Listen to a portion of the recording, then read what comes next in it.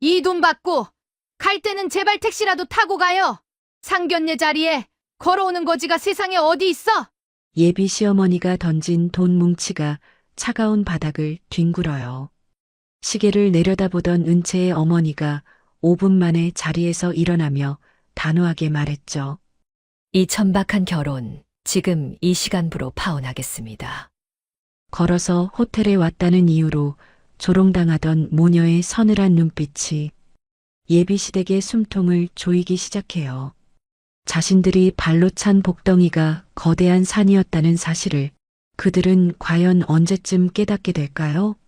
시작하기 전에 무료로 눌러주시는 구독과 좋아요, 알림 설정은 똑순이 사랑방에 큰 힘이 됩니다. 지금 어디서 듣고 계신지 댓글 달아주세요. 그럼 지금부터 이야기를 시작하겠습니다. 쨍쨍하게 내리쬐는 오후의 햇살이 라온 호텔의 통유리창에 부딪혀 사방으로 부서져요. 지나가는 사람들의 눈이 부실 정도로 강렬한 빛이 쏟아지는 가운데 은채와 설아가 호텔 정문을 향해 나란히 발걸음을 옮깁니다. 두 사람은 화려한 장식 하나 없는 수수한 면바지에 깨끗하게 다린 셔츠 차림으로 마치 가벼운 동네 산책이라도 나온 듯한 모습이죠. 은채가 이마에 맺힌 땀방울을 손수건으로 닦아내며 엄마인 설아의 팔짱을 꼭 껴요. 은채는 긴장한 기색이 역력한 목소리로 옆을 보며 말했습니다. 엄마, 날씨가 너무 덥죠? 그냥 택시라도 타고 올 걸 그랬나 봐요. 설아가 은채의 손등을 가볍게 두드리고 인자하게 웃으며 대답했어요. 아니야, 은채야. 오랜만에 우리 딸이랑 손잡고 이 길을 걷고 싶었어. 걷다 보면 차 안에서는 못 보던 꽃들도 보이고 얼마나 좋니? 설아는 평소와 다름없이 차분한 목소리로 은채를 안심시켰지만 은채의 눈동자에는 여전히 설렘과 걱정이 뒤섞여 일렁이고 있어요. 호텔 정문 앞에 다다랐을 때 요란한 타이어 마찰 소리를 내며 은색 외제차 한 대가 두 사람의 앞을 가로막듯 멈춰 섰습니다. 운전석에서 내린 발레 파킹 직원이 서둘러 뒷좌석 문을 열자 온몸에 명품 로고가 박힌 옷을 입고 화려한 보석으로 치장한 옥분이 고개를 치켜들며 내렸죠. 옥분은 차에서 내리자마자 코끝을 찡그리며 손부채질을 하더니 자기 앞을 지나가던 은채와 설아를 아래 위로 훑어봤어요. 옥분이 들고 있던 자동차 열쇠를 은채의 발등 위로 툭 떨어뜨리며 짜증 섞인 목소리로 외쳤습니다. 어머, 미안해서 어쩌나. 사람인 줄 몰랐네. 상견례 자리에 차도 없이 이 뙤약볕에 걸어오는 사람들이 있을 줄은 꿈에도 몰랐거든. 옥부는 은채의 발등에 맞고 바닥으로 떨어진 열쇠를 줍지도 않은 채 설아의 얼굴을 빤히 쳐다보며 비웃음을 날렸어요. 은채는 당혹스러운 표정으로 얼른 허리를 숙여 바닥에 떨어진 열쇠를 주워들었죠. 은채가 옥분에게 열쇠를 건네며 조심스럽게 인사를 건넸습니다.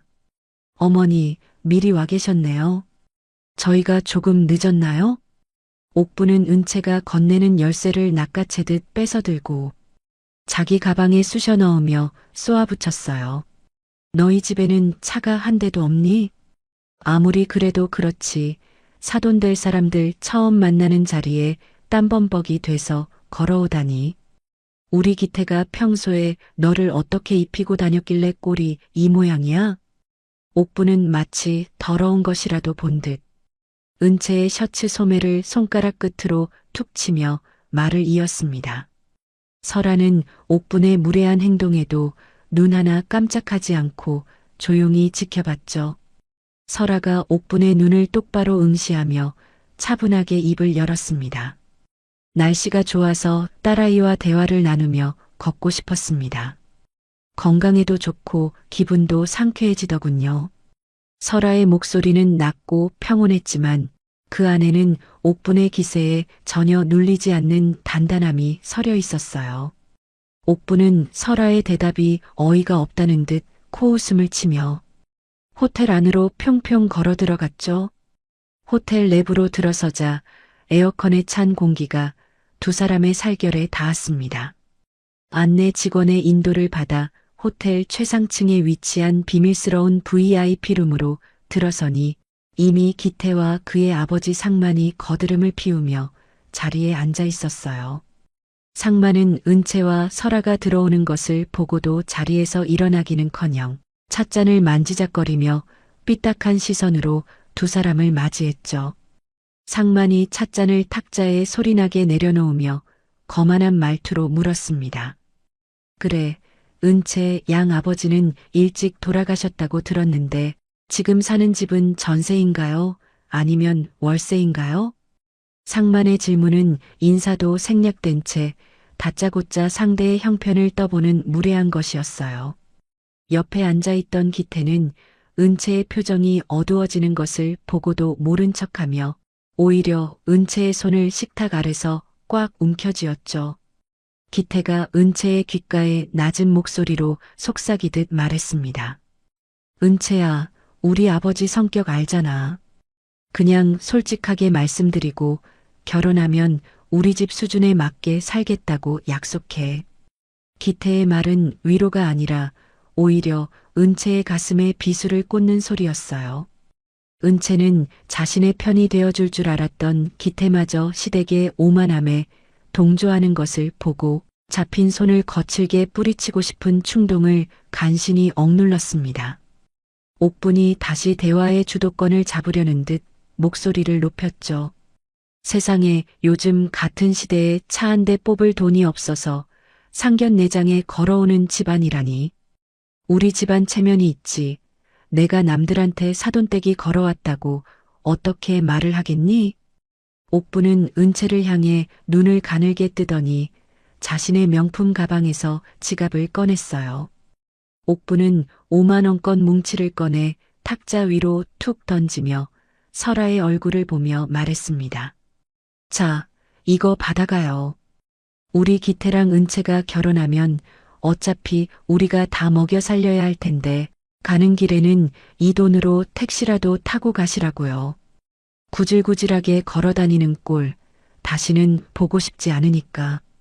돈다발이 탁자 위를 구르며 설아의 찻잔 옆으로 떨어졌죠. 방 안에는 정적이 흘렀고 기태와 상만은 당연하다는 듯 그 광경을 지켜보고 있었어요. 설아는 탁자 위에 놓인 돈 뭉치를 물끄러미 바라보다가 자신의 손목시계를 내려다봤습니다. 상견례가 시작된 지 정확히 5분이 지나는 순간이었죠. 설아가 천천히 자리에서 일어나며 은채의 어깨를 감싸 안았어요. 설아가 차가운 얼음장 같은 목소리로 옥분을 향해 말했습니다. 사람의 가치를 고작 돈 몇 푼과 자동차로 판단하는 천박한 분들과는 우리 딸의 귀한 시간을 더 이상 낭비할 이유가 없겠군요. 옥부는 예상치 못한 설아의 반격에 당황하여 입을 벌린 채 설아를 올려다봤죠. 상만 역시 눈썹을 치켜 세우며 의자에서 몸을 일으키려 했어요. 기태가 다급하게 은채의 팔을 붙잡으며 소리쳤습니다. 은채야, 너 지금 뭐 하는 거야? 우리 어머니가 너희 생각해서 주신 돈인데 감사하다고는 못할 망정. 은채는 기태의 손을 차갑게 쳐내며 단호하게 대답했어요. 기태 씨, 당신이 방금 나를 위해 무엇을 했는지 생각해봐요. 방관하는 것도 가해라는 걸 오늘 똑똑히 알았네요. 이 결혼, 이 시간부로 끝이에요. 은채와 설아는 미련 없이 방문을 열고 밖으로 걸어나갔습니다. 복도에는 이미 설아의 연락을 받은 호텔 총지배인과 보안 요원들이 대기하고 있었죠. 지배인은 설아를 보자마자 허리를 90도로 숙이며 깍듯하게 인사했어요. 설아가 복도를 걸어가며 지배인에게 단호한 지시를 내렸습니다. 지금 이 방에 있는 사람들의 출입을 금지시키고 태산 유통과 맺은 모든 물류 계약을 당장 파기하세요. 설아의 목소리는 평소의 인자함은 온데간데 없이 거대 기업을 이끄는 우두머리의 서늘한 위엄으로 가득 찼죠. 지배인은 당황하지 않고 신속하게 무전기에 대고 명령을 전달했어요. 설아는 복도 끝에서 주머니에 있던 전용 휴대전화를 꺼내 어디론가 전화를 걸었습니다. 설아가 수화기 너머의 상대에게 명령하며 말했어요. 나 한설아야. 태산 유통에 빌려준 자금들 오늘 안으로 전부 회수해. 먼지 하나 남기지 말고 철저하게 털어버려. 설아의 지시는 간결하고도 무거웠죠. 은채는 엄마의 낯선 모습에 놀라면서도 자신을 무시했던 자들을 향한 정당한 응징이 시작되었음을 직감했습니다. 호텔 정문으로 나오자 아까와는 비교도 할 수 없을 만큼 화려하고 압도적인 검은색 의전 차량 5대가 길게 늘어서서 두 사람을 기다리고 있었어요. 경호원들이 일제히 문을 열고 대기하자 주변을 지나던 사람들이 걸음을 멈추고 구경하기 시작했죠. 은채는 차 뒷좌석에 앉아 창밖으로 멀어지는 호텔 건물을 바라봤어요. 설아는 은채의 차가워진 손을 따뜻하게 감싸쥐며 창밖을 응시했습니다. 설아가 낮은 목소리로 읊조리듯 말했죠. 은채야, 이제 시작이다. 그들이 너를 무시했던 대가가 얼마나 처참한 것인지 뼈저리게 느끼게 해줄게. 차는 조용하면서도 빠르게 도심을 가로질러 달리기 시작했어요. 호텔 룸 안에서 여전히 자신들이 승리한 줄 알고 비웃고 있을 옥분과 상만에게 가장 잔인하고도 완벽한 파멸의 그림자가 드리우고 있었죠. 설아의 지시 한마디에 태산 유통이라는 모래성은 밑바닥부터 서서히 무너져 내릴 준비를 마쳤습니다. 은채는 엄마의 품 안에서 떨리는 숨을 몰아쉬며 결심했어요. 더 이상 누군가에게 휘둘리는 약한 딸이 아니라 자신의 자존감을 짓밟은 자들에게 당당히 맞서는 주인이 되겠다고 말이죠. 창밖으로 보이는 서울의 건물들이 빠른 속도로 뒤로 밀려나고 두 모녀의 본격적인 복수극은 이제 막막이 올랐습니다. 태산 유통의 몰락은 그들이 상상하는 것보다 훨씬 더 빠르고 비참하게 진행될 거예요. 은채와 설아의 차가운 눈빛은 이미 저 너머의 파멸을 향하고 있었습니다.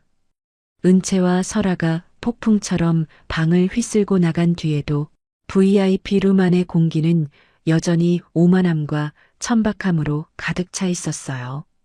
옥부는 설아가 남기고 간 서늘한 경고를 가난한 자들의 마지막 발악이라 치부하며 탁자 위에 놓인 금색 호출벨을 요란하게 눌러댔습니다. 옥부는 금사로 수놓인 손수건으로 입가를 우아하게 닦아내며 기태를 향해 말했죠. 기태야, 저런 무식한 사람들 말에 신경 쓸 거 하나도 없다. 어디서 못된 것만 배워와서 어른 앞에서 저렇게 행패를 부리는지 원. 당장 지배인 불러서 제일 비싼 와인이랑 디저트 다시 가져오라고 해라. 우리 기분 잡친 거 보상받아야 하지 않겠니?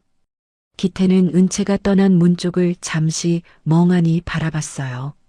하지만 이내 어깨를 으쓱이며 옥분의 옆자리에 다시 편안하게 등을 기대고 앉았죠. 기태는 옥분의 비위를 맞추려는 듯 짐짓 밝은 목소리로 대답했습니다. 맞아요, 엄마. 은채가 긴장해서 잠깐 제정신이 아니었나 봐요. 조금 지나면 지가 먼저 잘못했다고 빌면서 전화 올 거예요. 우리 집 아니면 어디에 시집을 가서 이런 호강을 누리겠어요. 아마 지금쯤 호텔 로비에서 후회하면서 울고 있을걸요. 상만 역시 콧방귀를 뀌며 찻잔을 들어 올렸어요. 상만이 기태의 말을 거들며 거드름을 피웠죠. 내 말이 그 말이다. 은채, 저 아이, 우리 기태 없으면 당장 내일 먹고 살 걱정이나 해야 할 텐데. 사람이 분수를 알아야지 감히 누구 앞에서 파혼 소리를 입에 올려. 세 사람이 다시 승리감에 도취하여 웃음을 터뜨리던 그때였습니다. 구석자리에 놓아두었던 상만의 휴대전화가 진동음을 내며 요란하게 울리기 시작했어요. 상만은 미간을 찌푸리며 전화를 확인하더니 이내 얼굴색이 흑빛으로 변하며 자리에서 벌떡 일어났죠. 상만이 바들바들 떨리는 손으로 전화를 고쳐 잡으며 다급하게 외쳤습니다. 그게 무슨 소리야? 은행에서 대출 연장을 안 해주다니. 당장 내일이 만기인데 지금 원금을 전부 갚으라는 게 말이 돼? 지점장 연결해. 당장 지점장 바꾸란 말이야. 상만의 고함이 방 안에 날카롭게 울려 퍼지자 옥분과 기태의 웃음소리가 뚝 끊겼어요. 상만은 전화를 끊기도 전에 또 다른 전화가 걸려오자 식은땀을 줄줄 흘리기 시작했죠. 상만이 전화를 받으며 룸 안을 이리저리 서성거리는 모습은 마치 덫에 걸린 짐승 같았습니다. 옆에서 지켜보던 옥분이 상만의 소매를 거칠게 붙잡으며 불안하게 물었어요. 여보, 무슨 일이에요? 은행에서 갑자기 왜 그런데요? 우리가 거래한 지가 몇 년인데 그럴 리가 없잖아요. 상만은 옥분의 손을 귀찮다는 듯 거칠게 뿌리치며 탁자를 주먹으로 쾅 내리쳤죠. 상만이 거친 숨을 몰아쉬며 기태와 옥분을 번갈아 보고 소리쳤습니다. 은행뿐만이 아니야. 우리 회사 주거래처인 설원 물류에서도 지금 당장 모든 계약을 해지하겠다고 통보가 왔단 말이야. 물류가 막히면 우리 회사는 하루도 못 버티고 부도가 난다고. 이게 도대체 어떻게 된 일이야? 방 안의 공기가 순식간에 차가운 공포로 뒤덮였어요. 상만이 정신없이 전화를 돌리는 사이 룸문이 거칠게 열렸죠.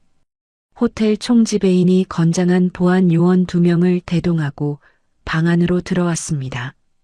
지배인의 얼굴에는 아까의 공손함은 찾아볼 수 없었어요. 오히려 범죄자를 취조하는 형사처럼 차갑고 사무적인 표정뿐이었죠. 지배인이 상만 앞에 서서 짧게 목례하며 말했습니다. 고상만 대표님, 죄송하지만 지금 즉시 이 방에서 나가주셔야겠습니다. 저희 회장님의 특별 지시로 태산 유통 관계자분들은 본 호텔의 모든 구역에서 영구 출입 금지 조치되셨습니다. 옥분이 자리를 박차고 일어나 지배인의 가슴팍을 사정없이 밀치며 소리를 질렀어요. 이게 무슨 무례야. 내가 여기서 쓴 돈이 얼마인데 감히 누구더러 나가라는 거야. 당신들 미쳤어? 당장 지배인 윗사람 불러와. 내가 가만 안 둘 테니까.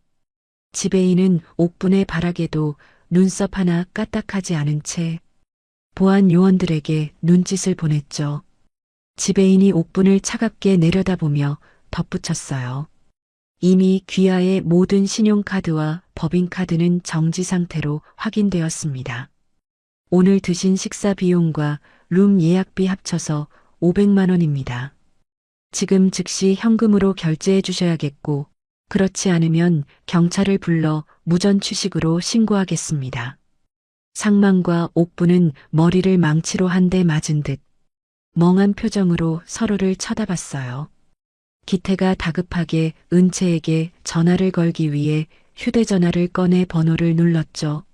하지만 수화기 너머에서는 번호가 존재하지 않거나 수신이 차단되었다는 기계적인 안내 멘트만 차갑게 반복될 뿐이었습니다. 기태가 휴대전화를 바닥에 내팽개치며 머리를 쥐어뜯었어요. 결국 옥분이 그토록 자랑하던 한정판 명품 가방이 호텔 측에 담보로 잡혔죠. 세 사람은 보안 요원들의 손에 팔을 붙잡힌 채 로비로 쫓겨나듯 밀려났습니다. 한편 도심이 한눈에 내려다 보이는 설원그룹 소유의 펜트하우스 안이에요. 은채는 거실의 커다란 창밖으로 펼쳐진 노을 풍경을 보며 아직도 이 상황이 꿈만 같았죠. 설아는 소파에 편안하게 앉아 차를 한 모금 마시며 그런 딸을 대견하게 바라봤어요. 설아가 찻잔을 탁자에 내려놓으며 은채에게 천천히 다가와 말했습니다. 은채야, 많이 놀랐지. 너에게 미리 말하지 못한 건 진심으로 미안하구나. 하지만 저런 사람들은 네가 누구인지 알기 전까지 절대로 본성을 고치지 않는단다. 네가 겪은 수모, 엄마가 다 갚아줄 거니까 너무 걱정하지 마라. 은채는 엄마의 따뜻한 손을 꼭 잡으며 조금은 떨리는 목소리로 물었죠. 엄마, 정말 우리가 태산 유통을 저렇게 한순간에 무너뜨릴 수 있는 거예요? 저는 그냥 엄마랑 평범하게 사는 줄로만 알았는데 설원그룹이 우리 집안 거였다니 아직도 심장이 두근거려요. 설아는 은채의 머리칼을 부드럽게 넘겨주며 눈빛을 반짝였어요. 내 아빠가 피땀 흘려 세운 회사가 바로 이 설원그룹이야. 태산유통은 우리 물류 시스템 없이는 물건 하나 못 파는 작은 하청업체에 불과하단다. 은채야, 이제 네가 내 옆에서 그들이 어떻게 추락하는지 직접 지켜보렴. 사람을 업신여긴 대가가 얼마나 무거운지 똑똑히 보여줄 테니까. 다음 날 오후 화려한 명품관이 밀집한 백화점 입구입니다. 옥부는 어제의 수모를 잊으려는 듯 남은 자존심을 세우려 평소 자주 찾던 매장으로 들어갔죠. 옥부는 직원에게 진열된 수천만 원짜리 코트를 가리키며 거만하게 카드를 내밀었어요. 하지만 점원은 난처한 표정으로 단말기를 확인하더니 옥분에게 카드를 돌려줬습니다. 점원이 고개를 숙이며 옥분에게 조심스럽게 말했어요. 사모님, 죄송합니다만 이 카드는 거래 정지된 카드라고 나오네요. 혹시 다른 카드가 있으시면 그것으로 도와드릴까요? 옥분은 얼굴이 벌겋게 달아올라 가방 안에 모든 카드를 꺼내 점원의 얼굴 앞으로 던지듯 내밀었죠. 하지만 내놓는 카드마다 연달아 결제가 거부된다는 기계음만 매장에 울려 퍼졌어요.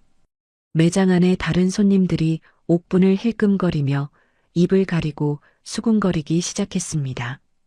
옥분은 백화점 한복판에서 소리를 지르며 난동을 부리기 시작했죠. 그럴 리가 없어. 이게 다 그 가난뱅이 모녀가 나한테 저주를 걸어서 그런 거야. 당신들 내가 누군지 몰라? 나 태산유통 사모님이야. 당장 결제해. 비슷한 시각 기태는 은채가 다니던 회사를 찾아가 로비에서 고함을 쳤어요. 기태는 은채가 나타나면 무릎이라도 꿇려 사과하게 만들고 다시 붙잡아서 집안을 살려내라고 협박할 작정이었죠. 하지만 은채의 팀장이 보안 요원들과 함께 내려와 차가운 얼굴로 기태를 가로막으며 말했습니다. 고기태 씨, 강은채 대리는 이미 어제 날짜로 사직서를 제출하고 퇴사했습니다. 그리고 우리 회사 기술 기밀을 당신네 회사로 빼돌리려 한 정황이 포착되었어요. 법무팀에서 당신네 회사를 고소할 예정이니 다시는 이곳에 발붙일 생각 마세요. 기태는 허탈한 표정으로 회사 건물 밖으로 질질 끌려나갔죠. 하늘에서는 예보에도 없던 차가운 빗줄기가 쏟아지기 시작했어요. 상마는 사무실에서 걸려오는 빚쟁이들의 전화를 받지 못한 채 책상 밑으로 몸을 숨기며 이빨을 부딪히며 부들부들 떨고 있었습니다. 그들의 화려했던 삶은 마치 빗물에 젖은 종이장처럼 속절없이 무너져 내리고 있었죠.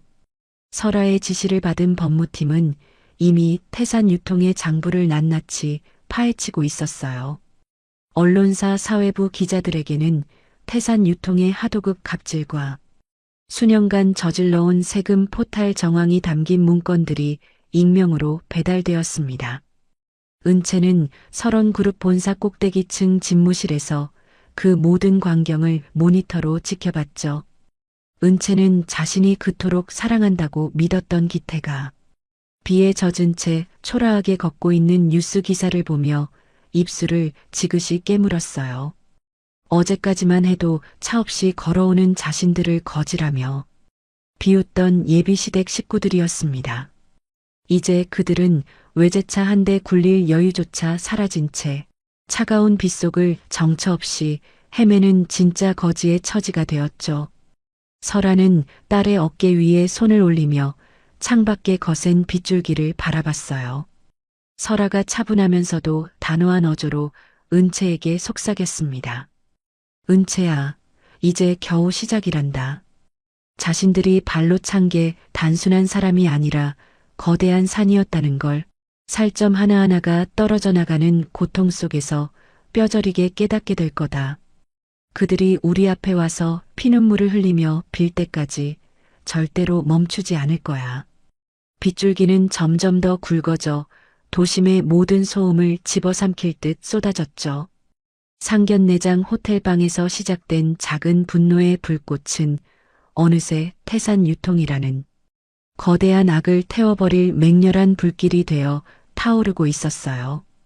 은채와 설아의 눈동자에는 슬픔 대신 차가운 정의의 불꽃이 일렁였습니다. 졸부들의 몰락을 알리는 전주곡은 이제 막 웅장한 소리를 내며 시작되었죠. 세상은 다시 한번 주인이 누구인지 똑똑히 알게 될 거예요. 도심 외곽의 낡고 어두운 건물 지하에는 자욱한 담배 연기가 안개처럼 깔려 있어요.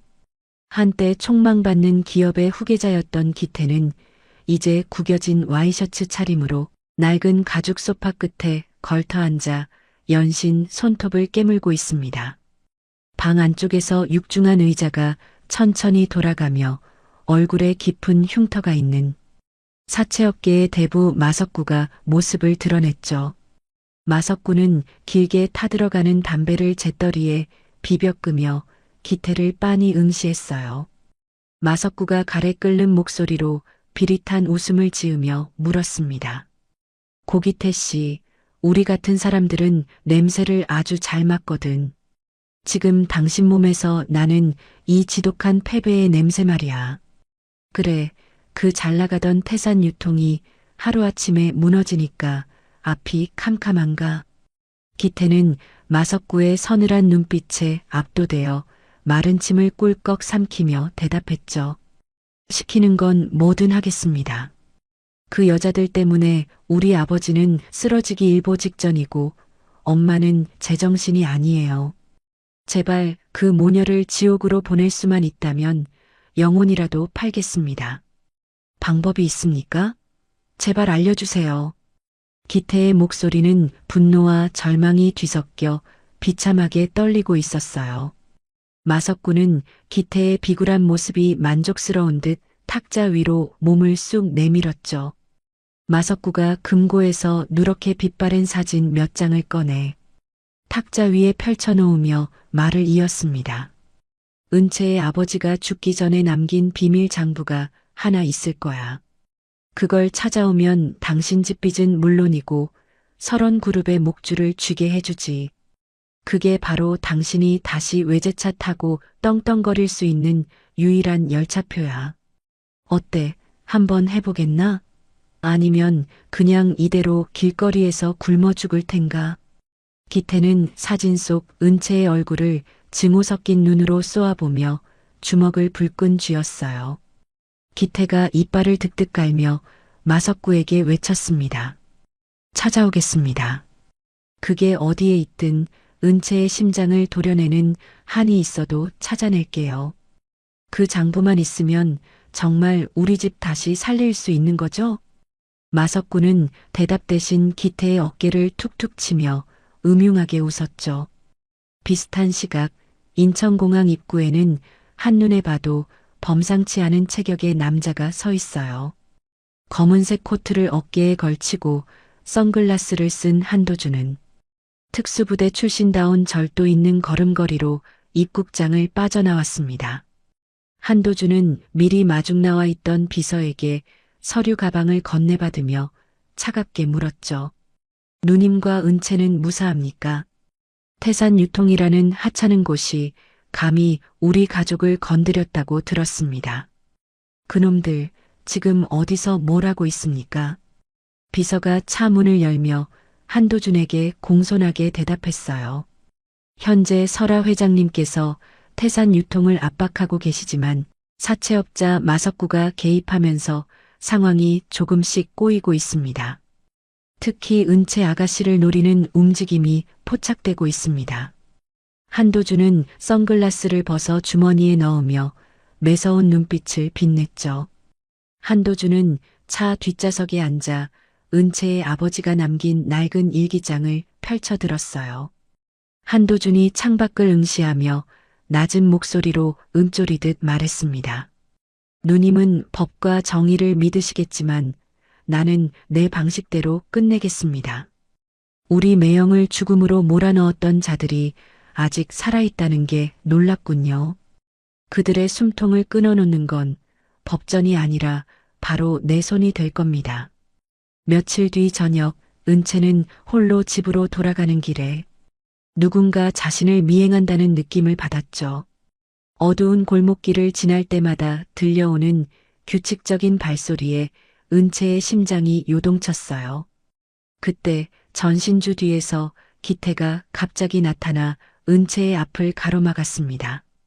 기태는 예전의 다정한 모습은 온데간데 없이 눈이 휑하게 패인 몰골로 은채의 양어깨를 강하게 움켜잡았죠. 기태가 은채의 얼굴 가까이 자신의 얼굴을 들이밀며 소리쳤어요. 은채야, 제발 나 좀 살려줘.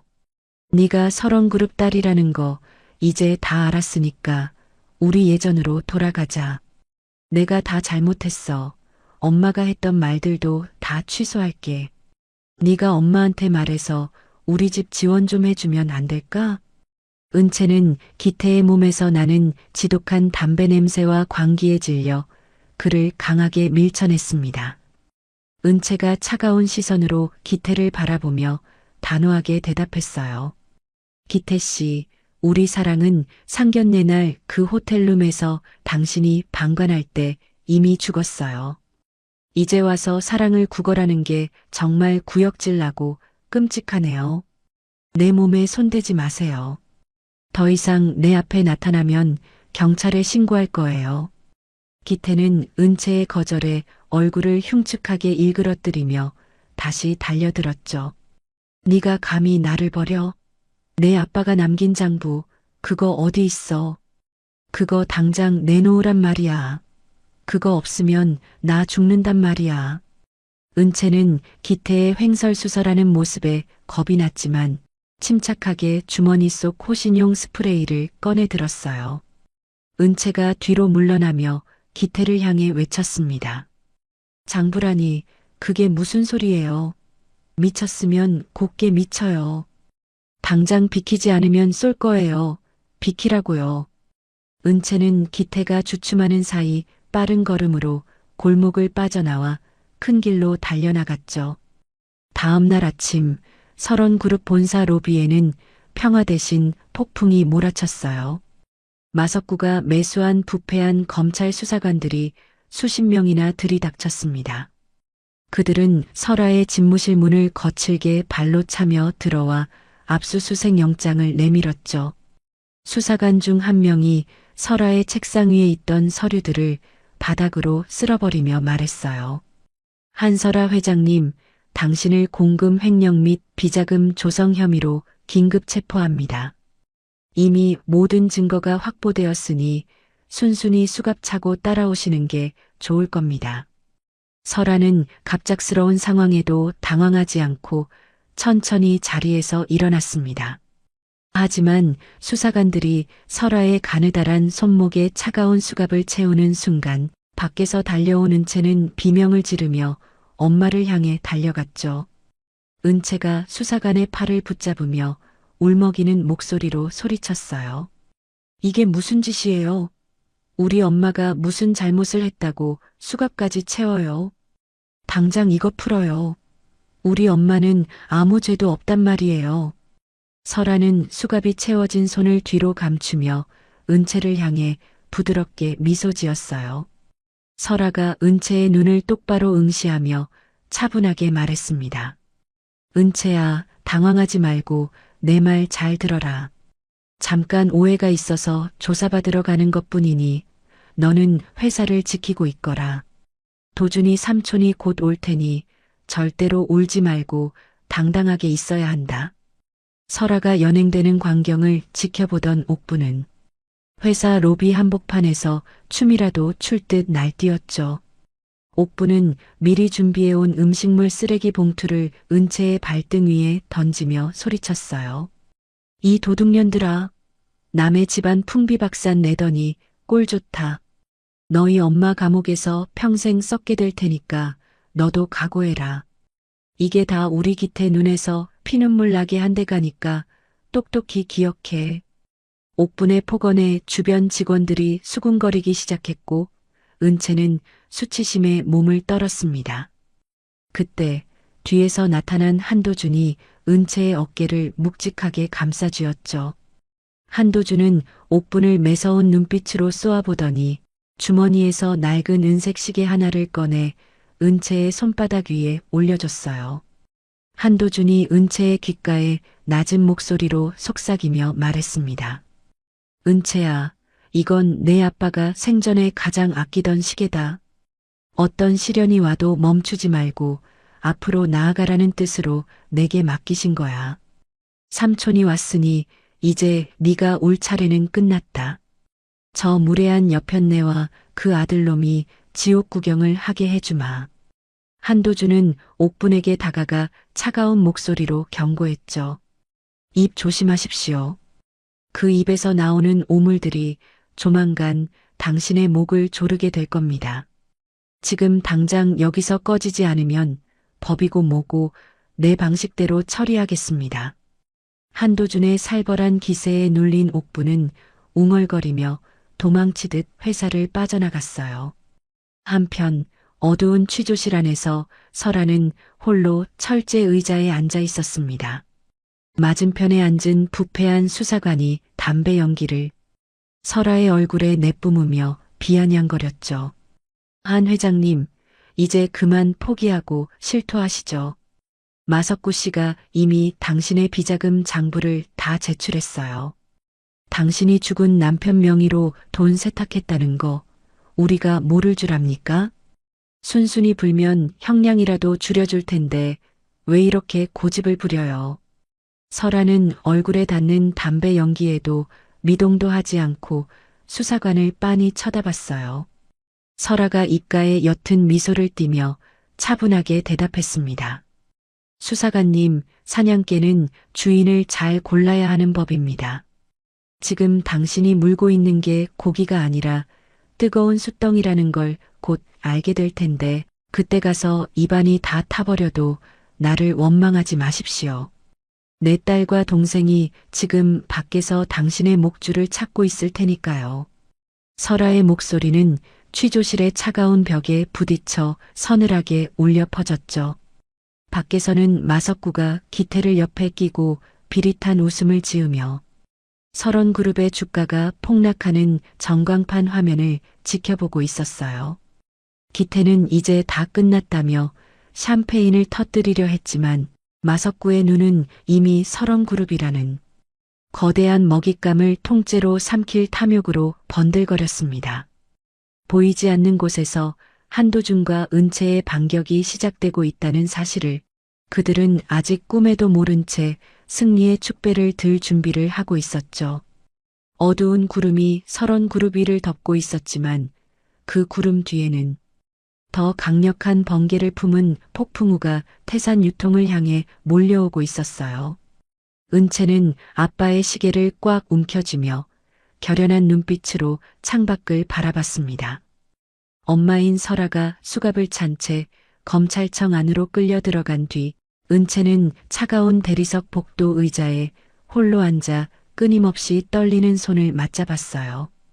복도 끝에서 불어오는 서늘한 바람은 은채의 얇은 셔츠를 파고들었고 유리창을 때리는 빗소리는 마치 은채의 심장을 채찍질하는 소리처럼 들려왔습니다. 은채는 절망적인 마음으로 고개를 떨군 채 아빠가 남겨주신 시계의 초침 소리에만 집중하며 간절히 기도를 올렸죠. 그때 멀리서 낡은 운동화가 바닥을 구르는 소리가 들리더니 누군가 은채의 어깨 위에 따뜻한 외투를 덮어주며 곁에 앉았어요. 은채가 고개를 들자 그곳에는 어린 시절 은채를 지켜주겠노라 약속했던 초등학교 동창이자 천재적인 해커로 성장한 제이가 서 있었습니다. 제이가 은채의 젖은 머리카락을 조심스럽게 쓸어 넘겨주며 낮은 목소리로 속삭였죠. 은채야, 늦어서 미안해. 내 소식 듣자마자 마석구 그 인간이 쓰는 서버부터 통째로 털어버렸어.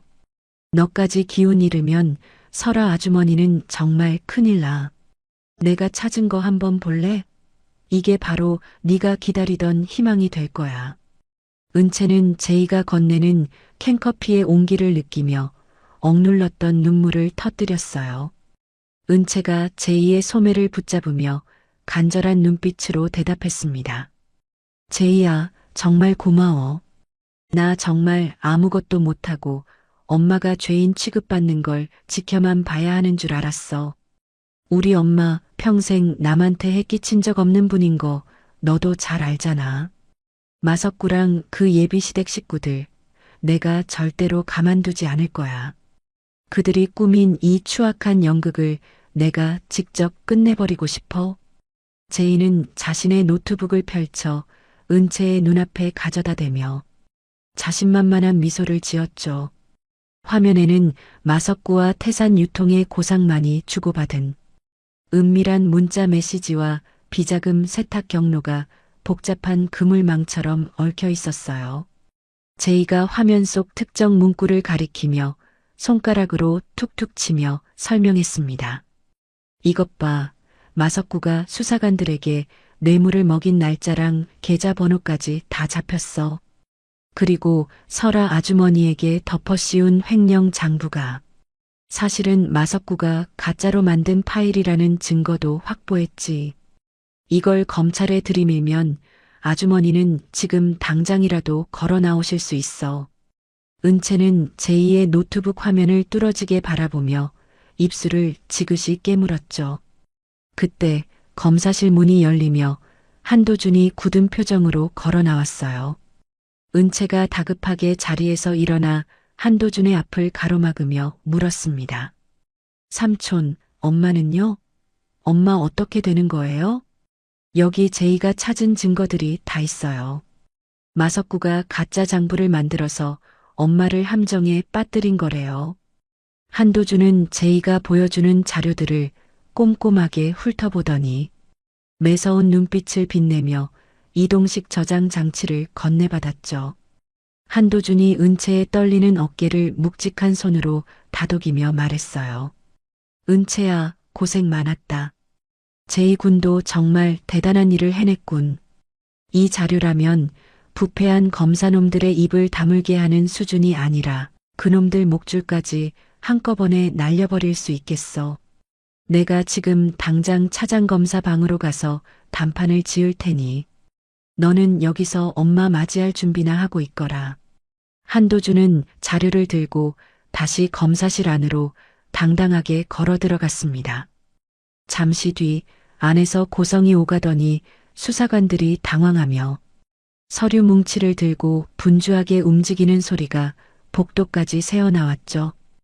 은채는 기적 같은 상황에 가슴을 쓸어내리며 제이의 손을 꼭 잡았어요.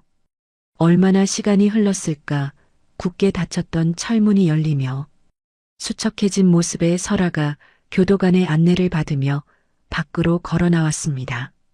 은채는 비명을 지르며 엄마를 향해 달려가 품에 안겼죠. 엄마, 정말 괜찮은 거예요?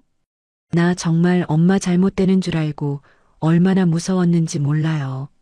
제이랑 삼촌이 증거 다 찾아서 이제 다 해결됐어요. 설아는 은채의 등을 부드럽게 쓸어내리며 깊은 안도의 한숨을 내쉬었어요. 설아가 은채의 얼굴에 묻은 눈물을 닦아주며 차분하게 말했습니다. 그래, 은채야. 삼촌이랑 내 친구 덕분에 무사히 풀려났구나. 하늘이 무너져도 솟아날 구멍은 있다더니 우리 은채가 엄마를 구하기 위해 큰일을 해냈어. 이제 나를 함정에 빠뜨린 대가가 얼마나 혹독한 것인지 그 천박한 인간들에게 똑똑히 가르쳐줄 시간이 온 것 같구나. 석방된 설아와 은채는 곧바로 제이의 비밀 작업실로 이동했죠. 제이는 은채 아빠의 유언장에 숨겨진 마지막 암호를 풀어내어 태산 유통의 모든 지분을 일시에 회수할 수 있는 위임장이 보관된 금고 위치를 찾아냈어요.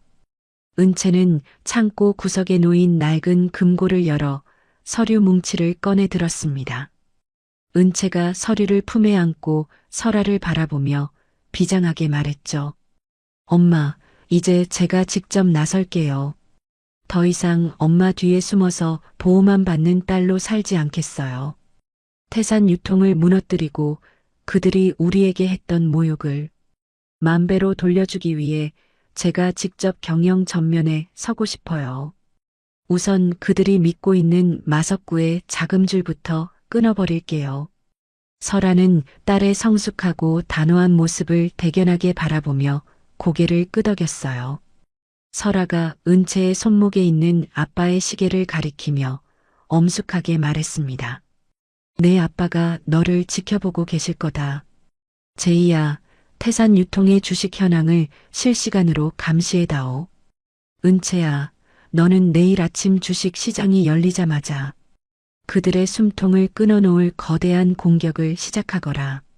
자신들이 발로 찬 게 단순한 사람이 아니라 거대한 산이었다는 걸 알려주자꾸나. 다음 날 오전, 옥부는 설아가 구속된 줄로만 알고 자신의 허름한 지하방에서 기태와 함께 김칫국을 마시고 있었죠. 옥분이 낡은 선풍기 바람을 쐬며 기태에게 신나서 말했어요. 기태야, 이제 다 끝났다. 그 가난뱅이 모녀는 이제 감옥에서 평생 나오지 못할 거야. 마석구 씨가 조만간 우리한테 설원그룹 지분도 좀 나눠준다고 했으니까 우리 다시 그 펜트하우스로 들어갈 준비나 하자꾸나. 벌써 생각만 해도 입가에 웃음이 번져서 살 수가 없네. 기태 역시 비릿한 웃음을 지으며 외제차 카탈로그를 뒤적이고 있었습니다. 기태가 옥분의 어깨를 주무르며 가벼운 목소리로 대답했죠. 그럼요, 엄마. 은채 그년이 감히 우리를 무시하더니 꼴 좋게 됐죠. 제가 이번에 차 뽑으면 엄마 제일 먼저 태워드릴게요. 상견례 때 당했던 거 몇 배로 갚아줘야죠. 이제 우리 인생에 걷는 일 따위는 다시는 없을 거예요. 그때 옥분의 휴대전화가 요란하게 울리기 시작했어요. 옥분은 화면에 뜬 은채의 이름을 확인하고는 기세등등하게 전화를 받으며 소리쳤습니다. 어머, 은채 너니? 아직도 밖을 돌아다니고 있었어? 경찰들이 너는 안 잡아가든? 내 엄마 면회는 다녀왔니? 그 나이에 차가운 옥밥 드시느라 고생이 많으시겠어.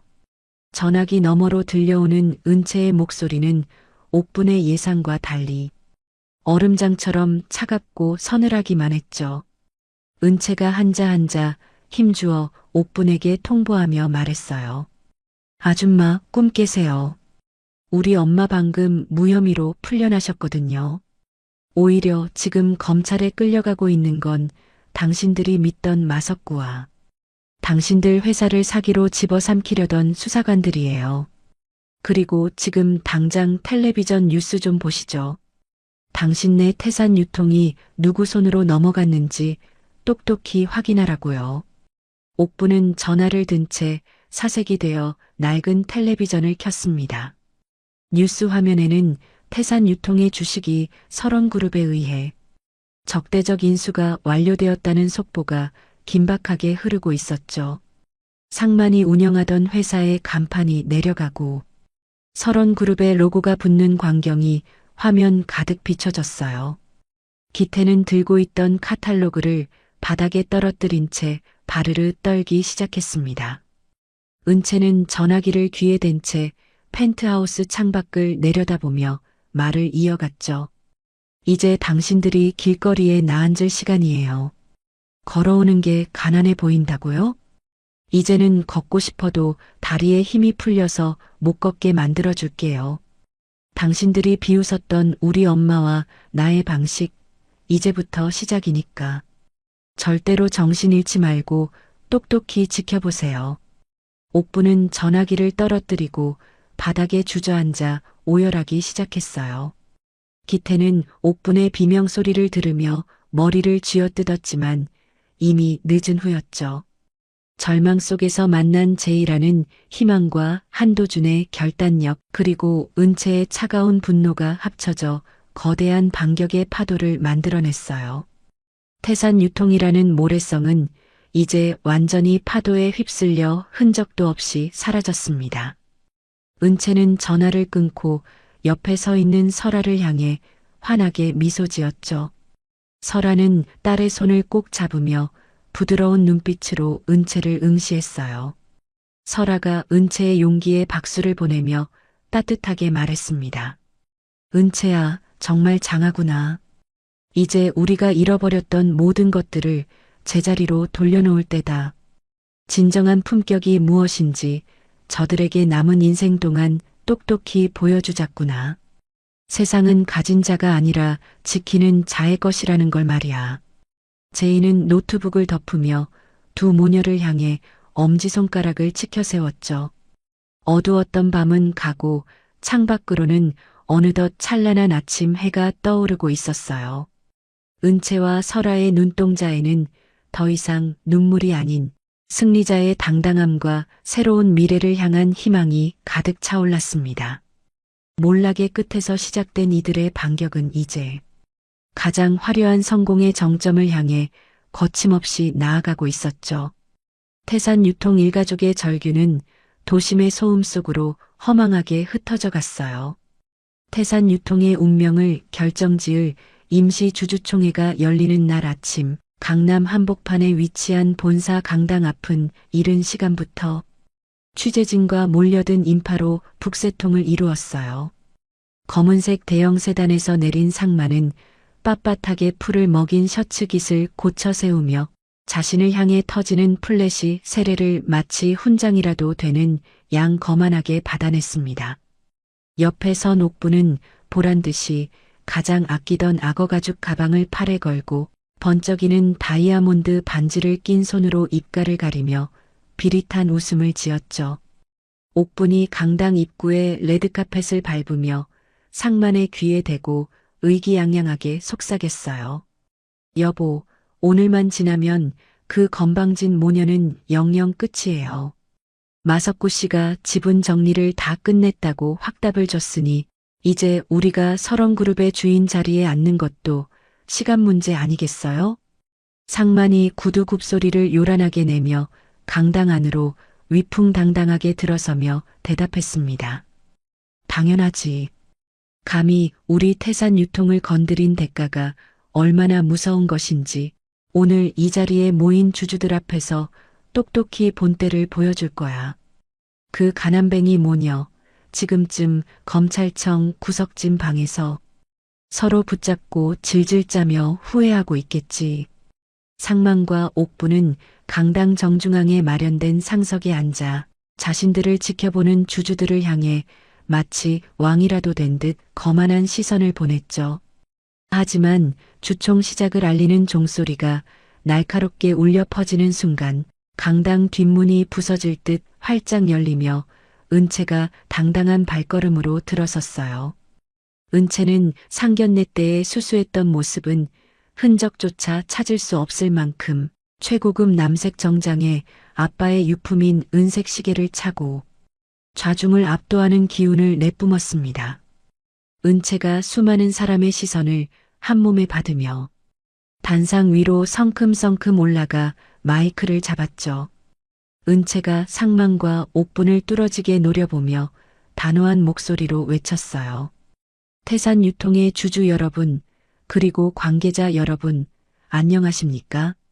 저는 오늘 설원그룹의 공식 대리인이자 태산 유통의 지분 51%를 확보한 최대 주주로서 이 자리에 섰습니다.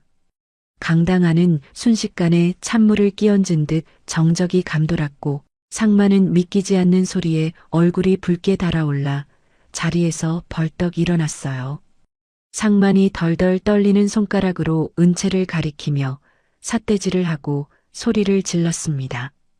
네가 여기가 어디라고 감히 나타나서 헛소리를 짓거려.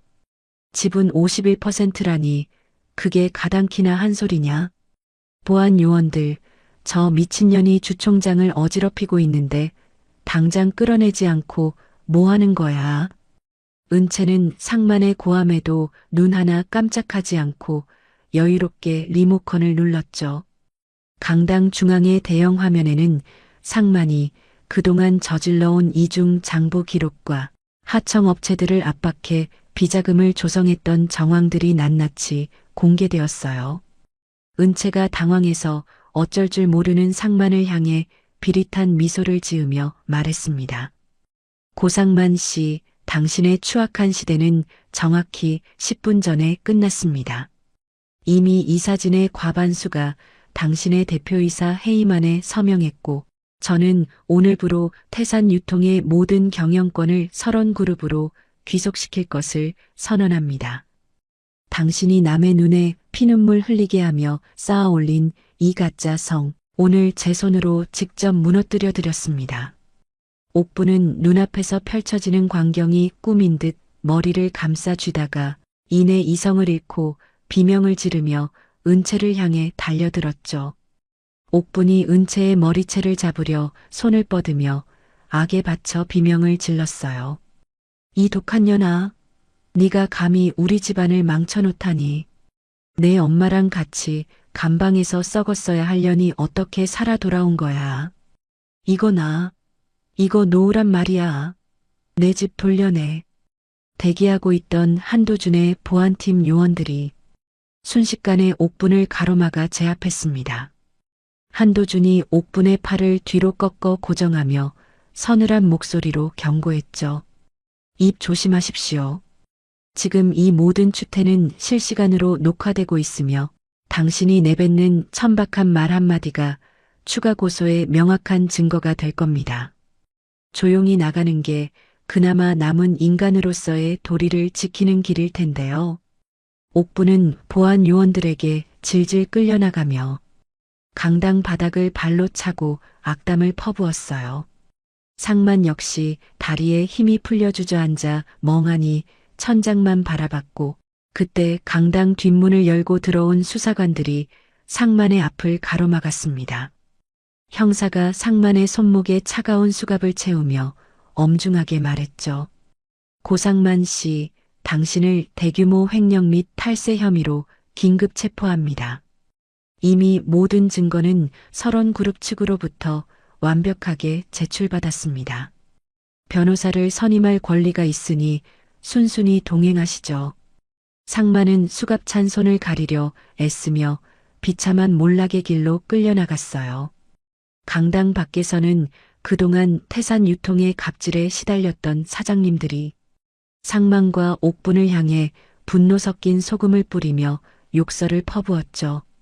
모든 소란이 정리된 후 설아는 은채의 손을 따뜻하게 감싸주며 환하게 웃었어요.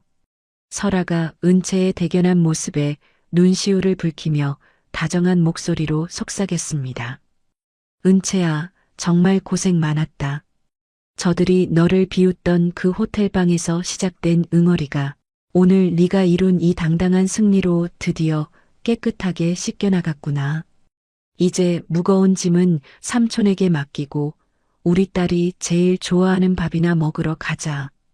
두 모녀는 화려한 호텔 식사 대신 은채가 어릴 적부터 엄마와 자주 가던 낡고 허름한 시장 골목의 국밥집을 찾았죠.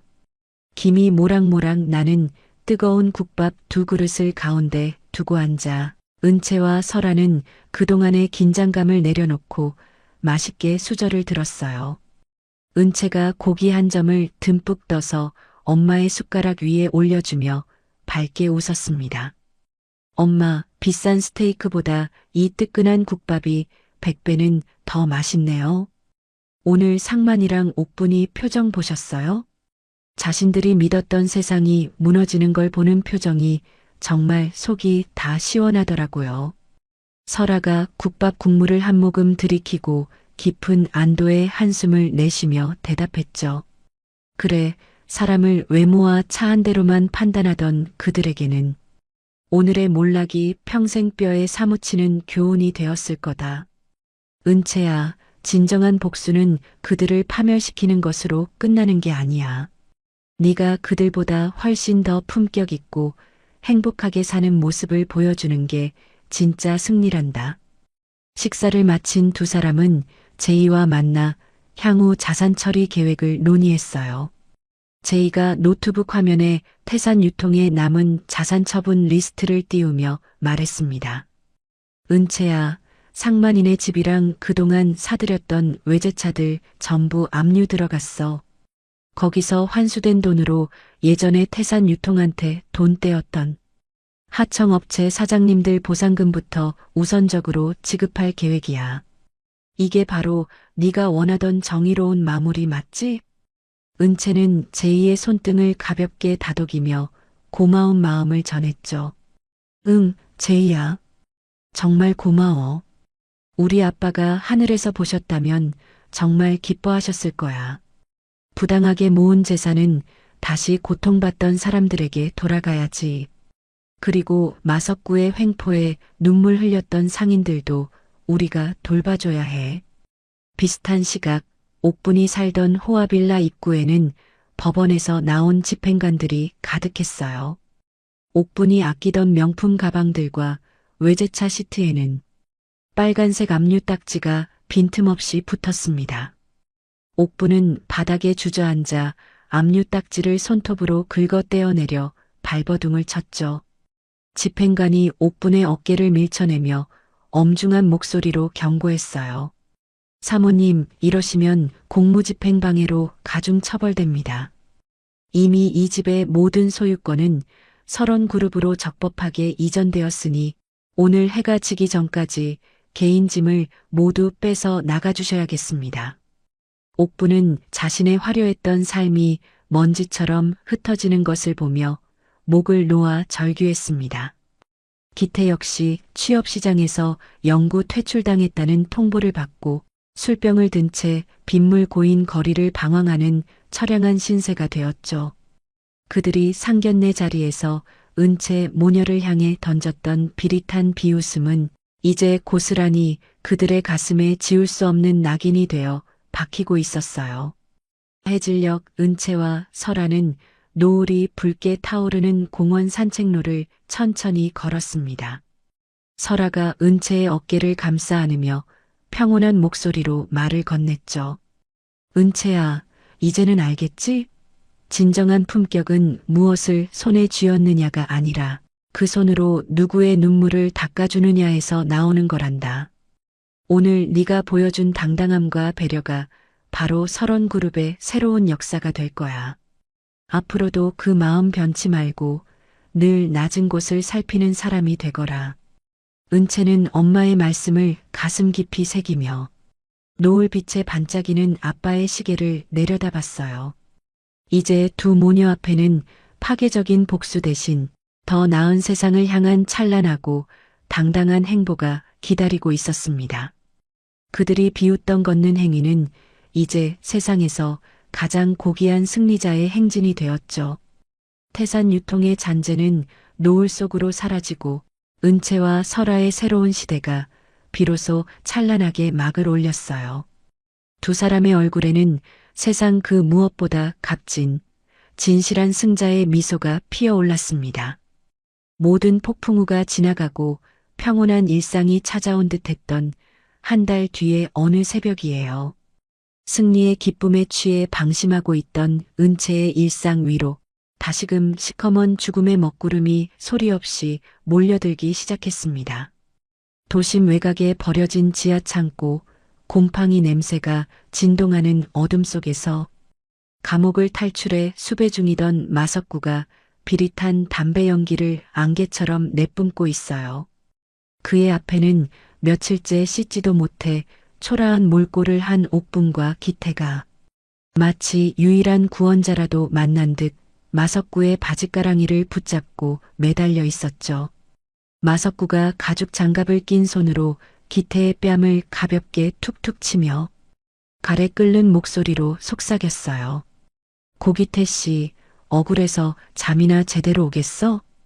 저 모녀는 지금 펜트하우스에서 스테이크 썰면서 당신들 비웃고 있는데 당신들은 여기서 쥐새끼처럼 컵라면이나 끓여 먹고 있으니 말이야.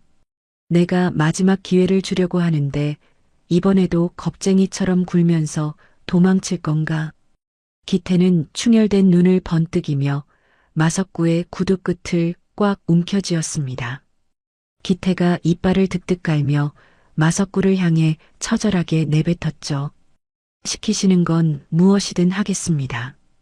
강은채 그년 때문에 우리 집안이 풍비박산나고 아버지는 감옥에 갔어요. 제 손으로 직접 그년의 목을 조를 수만 있다면 악마한테 영혼이라도 팔겠습니다. 말씀만 하세요, 사장님. 제가 무엇을 하면 되겠습니까? 기태의 목소리에는 예전의 다정함은 흔적도 없이 사라진 채 오직 비뚤어진 복수심과 탐욕만이 가득 차올라 있었어요. 옆에서 지켜보던 옥분 역시 광기 어린 눈빛으로 고개를 세차게 끄덕였죠. 옥분이 헝클어진 머리칼을 뒤로 넘기며 마석구에게 애원하듯 말을 이었어요. 사장님, 제발 우리 좀 살려주세요. 그 모녀만 없애버릴 수 있다면 제가 무슨 짓인들 못하겠어요. 은채 그년이 제일 소중하게 생각하는 게 그 잘난 엄마니까 은채를 미끼로 쓰면 한서라도 제 발로 기어 나올 게 뻔해요. 그때 한꺼번에 숨통을 끊어버리자고요. 제발 제 소원 좀 들어주세요. 마석구는 두 사람의 비참한 몰락이 만들어낸 광기에 만족한 듯 크게 웃음을 터뜨렸습니다. 마석구가 기태의 손에 낡은 대포폰 하나를 쥐어주며 싸늘하게 명령했죠. 좋아. 그럼 지금 당장 은채에게 연락해. 내 엄마가 길거리에서 쓰러져서 위독하다고 거짓말을 하란 말이야. 정이 많은 년이니 분명히 혼자 확인하러 달려올 거다. 준비된 차로 납치해서 예전 태산 유통 창고로 데려와. 알겠나? 내 인내심이 그리 길지 않으니 실수하지 마라. 비슷한 시각 은채는 늦은 밤까지 사회공헌재단 행사를 마치고 귀가하던 중이었어요. 지하 주차장에서 차에 오르려던 은채의 휴대전화로 기태의 다급한 문자 메시지가 도착했죠. 은채야, 제발 한 번만 도와줘. 엄마가 길에서 쓰러지셨는데 의식이 없어. 병원비가 없어서 입원도 못 시키고 차가운 길바닥에 누워 계셔. 너한테 죽을 죄 지은 거 알지만 마지막으로 한 번만 와주면 안 될까? 은채는 기태를 증오하면서도 옥분이 위독하다는 말에 상견례 때 보았던 옥분의 초라해진 모습이 떠올라 마음이 크게 흔들리고 말았어요. 은채가 운전대를 잡으며 불안하게 입술을 깨물고 중얼거렸습니다. 아무리 나쁜 사람들이라도 생명이 위급하다는데 모른 척할 수는 없지. 삼촌한테 연락할까? 아니야, 일단 확인만 하고 바로 돌아오자. 가족 일인데 내가 너무 야박하게 구는 건 아닐까 걱정되네. 은채는 기태가 알려준 도심 외곽의 한적한 골목 어귀로 차를 몰았죠. 하지만 차에서 내리자마자 어둠 속에서 검은 옷을 입은 괴한들이 달려들어 은채의 입을 막았어요. 기태는 근처 전신주 뒤에서 그 광경을 지켜보며 비열한 웃음을 지었습니다. 기태가 발버둥 치는 은채의 귓가에 차갑게 입술을 대고 속삭였죠. 은채야, 속아줘서 정말 고맙다. 네가 이렇게 멍청하게 정에 휘둘릴 줄은 몰랐는데 말이야. 이제 네가 우리 대신 지옥으로 가줘야겠어. 우리 엄마가 너를 위해 아주 특별한 자리를 마련해 두셨거든. 정신을 잃었다가 깨어난 은채가 마주한 곳은 먼지가 자욱하고 차가운 냉기가 뼛속까지 스며드는 폐물류 창고였어요. 은채는 손발이 단단히 묶인 채 낡은 철제 의자에 고정되어 있었고 그 앞에는 옥분이 섬뜩한 미소를 지으며 은채를 내려다보고 있었죠. 옥분이 은채의 뺨을 사정없이 내리치며 찢어지는 고함을 질렀어요. 이 독한 년아, 네가 감히 우리를 이 지경으로 만들어 놓고 잠이 오니? 호텔 상견례 자리에서 우리를 비웃으며 나갈 때가 내 인생 마지막 전성기였어. 이제 너는 여기서 평생 나가지도 못하고 썩게 될 거야. 내 엄마가 오면 너희 둘을 같이 이 창고 지하에 묻어버릴 테니까 각오해. 은채는 뺨이 시뻘겋게 부어오르는 고통 속에서도 옥분을 똑바로 응시했습니다. 은채가 떨리는 목소리를 간신히 가다듬으며 옥분을 향해 단호하게 말했죠. 아줌마, 제발 정신 좀 차리세요. 지금 마석구 같은 인간한테 철저하게 이용당하고 계신 거예요. 지금이라도 멈추고 자수하면 제가 엄마한테 말해서 선처를 부탁해 볼게요. 정말 살인범이 되어서 평생 감옥에서 썩고 싶은 거예요? 그게 복수인가요? 옥부는 은채의 말에 광기 어린 코웃음을 치며 옆에 있던 얼음물을 은채의 머리 위로 쏟아부었어요. 옥분이 바닥을 뒹구는 빈 양동이를 거칠게 발로 차며 소리쳤습니다. 닥쳐, 선처? 내까짓 게 뭔데 감히 나를 동정하고 훈계해. 내가 살인범이 되든 말든 무슨 상관이야. 이미 내 인생은 쓰레기통에 처박혔는데 너랑 내 엄마가 피눈물 흘리며 죽어가는 꼴을 봐야 내 속이 시원해질 것 같거든. 기태야, 어서 한설아한테 전화 걸어라. 당장. 그 시각 설아는 은채가 귀가 시간 한참이 지나도록 연락이 안 된다는 보고를 받고 얼굴이 흙빛으로 변했죠. 설아는 직감적으로 무언가 거대한 음모가 시작되었음을 깨닫고 한도준과 제의를 즉시 소집했어요. 설아가 떨리는 손으로 책상 모서리를 꽉 짚으며 한도준에게 절박하게 물었습니다. 도준아, 은채가 연락이 두절됐다. 마석구가 탈옥했다는 소식은 아까 들었지? 분명히 그 인간이 은채를 데려간 게 틀림없어. 어떻게든 위치를 찾아내야 한다. 내 딸한테 무슨 일이라도 생기면 나는 살 수가 없어. 한도준은 이미 방탄복을 챙겨 입고 권총을 점검하며 냉철하게 상황을 정리하고 있었죠. 한도준이 설아의 떨리는 어깨를 묵직한 손으로 누르며 안심시키듯 말했어요. 누님, 진정하십시오. 마석구가 은채를 납치했다면 분명히 누님께 연락이 올 겁니다. 돈이든 경영권 포기 각서든 요구할 게 뻔하니까요. 제이야, 은채 시계에 심어둔 정밀 위치 추적기 신호는 잡히고 있나? 제이는 노트북 화면에 뜬 복잡한 위성 지도와 전파 그래프를 보며 미간을 깊게 찌푸렸습니다. 제이가 자판을 쉴 새 없이 두드리며 답답함이 섞인 목소리로 대답했죠. 삼촌, 상황이 좋지 않아요. 마석구 일당이 군사용 전파방에 장치를 썼나 봐요. 신호가 근처까지는 잡히는데 정확한 좌표가 나오질 않아요. 이 좁은 구역에 창고가 수백 개인데 일일이 뒤지기엔 시간이 너무 부족해요. 드론을 띄워서 근접 신호를 찾는 수밖에 없어요.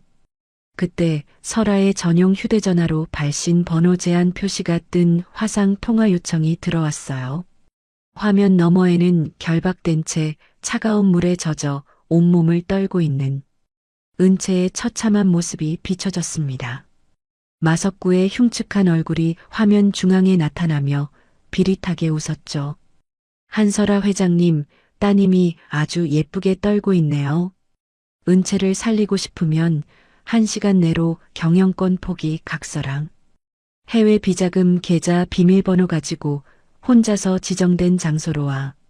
경찰 부르거나 꼼수 부리는 순간 이 창고는 따님과 함께 공중분해될 거니까 선택 잘해. 설아는 화면 속 은채의 고통스러운 표정을 보며 심장이 갈기갈기 찢어지는 아픔을 느꼈어요. 하지만 설아는 울음을 억지로 삼키며 마석구를 향해 서늘한 분노를 담아 대꾸했습니다. 마석구, 네가 원하는 건 결국 돈과 설원그룹의 권력이지? 내 딸 몸에 털끝 하나라도 건드리면 너는 그 돈 구경도 못하고 죽게 될 거다. 약속 장소 보내. 내가 지금 당장 갈 테니까. 단 내 딸이 무사하다는 걸 1분마다 확인시켜라. 전화가 끊기자 설아는 망설임 없이 자리에서 일어나 외투를 집어들었죠. 한도준이 설아의 앞을 가로막으며 단호하고 단단한 목소리로 말했어요. 누님, 혼자 가시는 건 적들의 아가리 속으로 뛰어드는 자살 행위입니다. 저와 보안팀이 적당한 거리를 두고 뒤를 밟겠습니다. 제이가 드론으로 근거리 해킹을 시도할 테니 시간을 최대한 벌어주세요. 은채는 제 목숨을 걸고 반드시 구해낼 겁니다. 약속합니다. 설아는 도준의 손을 꽉 잡으며 결연한 표정으로 고개를 끄덕였어요. 설아가 차 문을 열며 비장한 각오가 섞인 목소리로 마지막 지시를 내렸습니다. 도준아, 나는 지금 회장이 아니라 엄마로서 내 딸을 구하러 가는 거다. 네가 내 뒤를 든든하게 지켜줄 거라 믿는다. 제이야, 모든 장비를 총동원해서 어떻게든 방해 장치를 무력화시켜라. 이제 우리 가족의 모든 운명을 건 마지막 싸움을 시작하자꾸나. 설아의 차량은 칠흑 같은 어둠을 뚫고 마석구가 지시한 장소로 거침없이 달려나갔죠.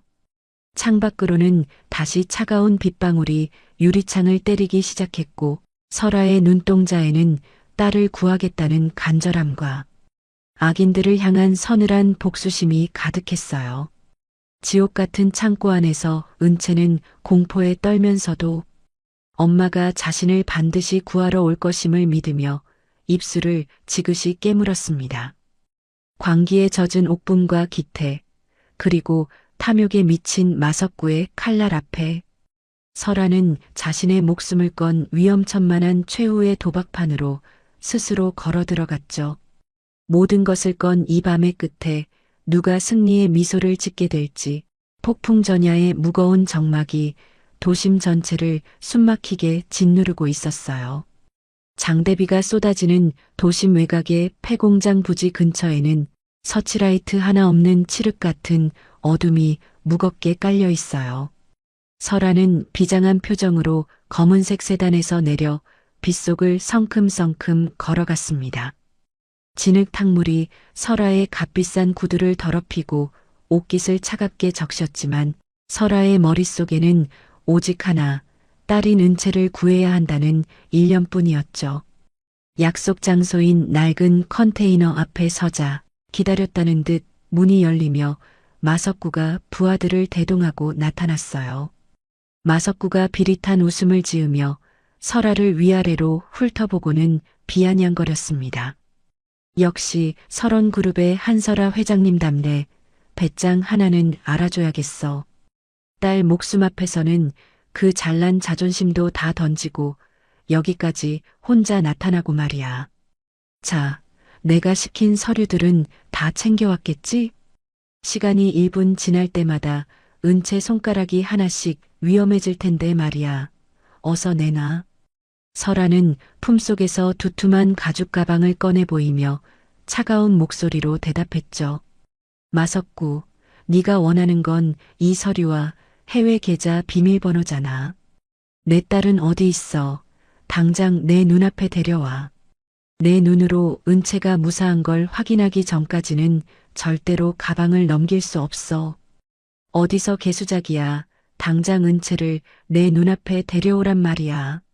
설아의 목소리는 거센 빗소리를 뚫고 컨테이너 주변을 강렬하게 울려 퍼졌어요.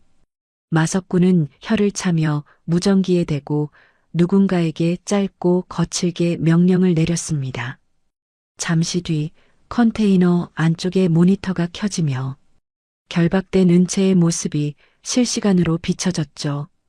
은채는 물에 젖어 온몸을 덜덜 떨면서도 엄마를 향해 소리치려 애쓰고 있었어요. 그 옆에는 옥분이 서슬퍼런 칼을 들고 은채의 목 근처를 겨누며 광기 어린 눈빛을 보냈습니다. 마석구가 가방을 향해 탐욕스러운 손을 뻗으며 설아에게 다시 한번 으름장을 놓았죠. 확인했으면 이제 그 가방 이리 내놔. 당장. 내 인내심도 이제 바닥났으니까 멍청한 꼼수 부릴 생각은 하지도 마라. 이 가방만 넘기면 은채는 살아서 나갈 수 있을 거다. 어서 넘겨. 설아는 가방을 건네주는 척하며 슬며시 가방 손잡이에 달린 작은 버튼을 눌렀어요. 제이가 설계한 특수 마취가스 분사 장치가 작동하며 순식간에 흰 연기가 뿜어져 나왔습니다. 마석구와 부하들이 당황하여 눈을 가리고 켈록거리며 뒤로 물러나기 시작했죠. 그 틈을 타 설아가 무전기를 향해 단호하고 절박하게 외쳤어요. 도준아, 지금이야. 당장 은채를 구해. 한 놈도 살려두지 말고 내 딸부터 안전하게 데리고 나와. 그 시각 실제 은채가 갇혀있던 폐물류 창고의 지붕이 요란한 소리를 내며 깨졌습니다. 한도준과 정예 보안팀 요원들이 밧줄을 타고 번개처럼 아래로 하강했죠. 옥부는 갑작스러운 습격에 비명을 지르며 칼을 휘두르려 했지만 한도준이 공중에서 날린 강력한 발차기에 맞고 저 멀리 나가떨어져 비명을 질렀어요. 한도준이 결박된 은채를 감싸 안으며 주변 요원들에게 짧고 굵게 명령했습니다. 은채 아가씨 확보. 주변에 있는 자들 전부 생포해라. 한 놈도 빠져나가지 못하게 통로를 전부 차단하고 저 여편니가 헛소리 못하게 당장 수갑 채워. 은채는 결박이 풀리자마자 한도준의 품에 안겨 참았던 눈물을 왈칵 터뜨렸죠. 은채가 떨리는 목소리로 한도준의 옷자락을 붙잡으며 다급하게 물었어요. 삼촌, 엄마는요? 엄마는 괜찮은 거예요? 마석구가 엄마를 해치려고 함정을 판 것 같아요. 제발 엄마를 도와주세요. 나 때문에 엄마가 잘못되면 저는 정말 살 수가 없어요. 한도준은 은채의 어깨를 든든하게 다독이며 다시금 매서운 눈빛으로 주변을 살폈습니다. 한도준이 무전기에 대고 상황을 보고하며 은채에게 대답했죠. 걱정 마라, 은채야. 누님 곁에는 우리 정예 요원들이 이미 매복해 있다. 마석구 그놈은 이제 끝난 목숨이야. 제이야, 방해 장치 해제는 다 끝났니? 지금 당장 경찰들 진입시키고 마석구 일당의 도주로를 막아라. 지금 당장.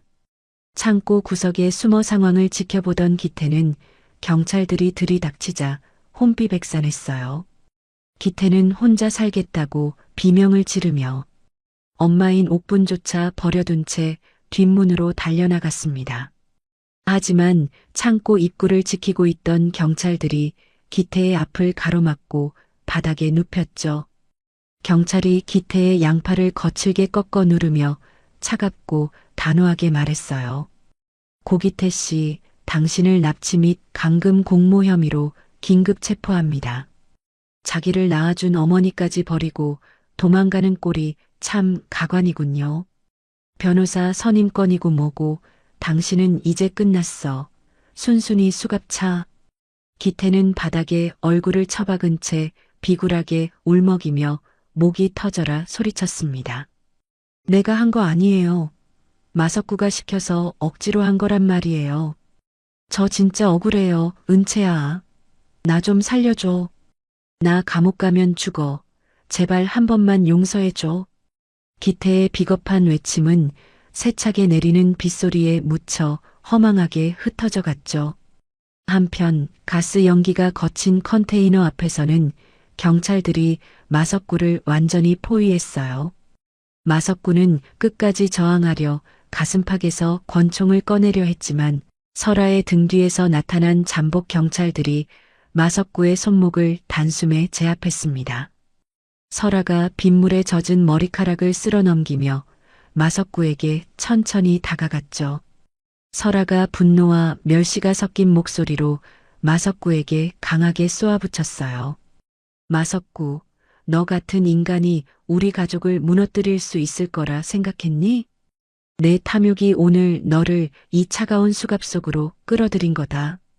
평생 감옥에서 네가 저지른 추악한 죗값을 치르며 썩어가거라.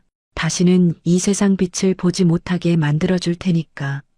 마석구는 수갑이 채워진 채 바닥에 가래침을 뱉으며 설아를 죽일 듯 노려봤습니다. 마석구가 광기 서린 눈으로 낄낄대며 큰 소리로 웃어댔죠. 한설아, 네가 이긴 것 같지? 세상 참 우습게 돌아가는구나. 언젠가 다시 나가면 내 딸년 목부터 따버릴 테니 어디 한번 잘 버텨봐. 나는 절대로 여기서 끝나지 않아. 반드시 다시 돌아온다. 하지만 마석구의 위협은 제이가 보낸 결정적인 소식 한 방에 와르르 무너졌어요. 제이가 현장에 도착해 노트북을 펼쳐 보이며 마석구를 한심하게 쳐다봤습니다. 아저씨, 아직도 상황 파악이 안 되세요?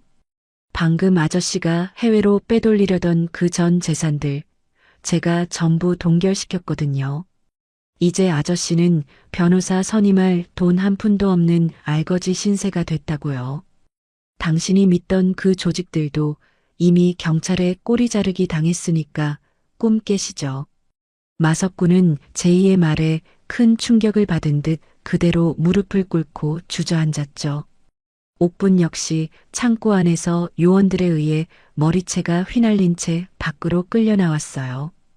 옥분은 헝클어진 머리로 은채를 보며 악담을 퍼부으려 했지만 아들인 기태가 수갑을 찬 채 경찰차에 오르는 모습을 보고는 미친 듯이 오열했습니다.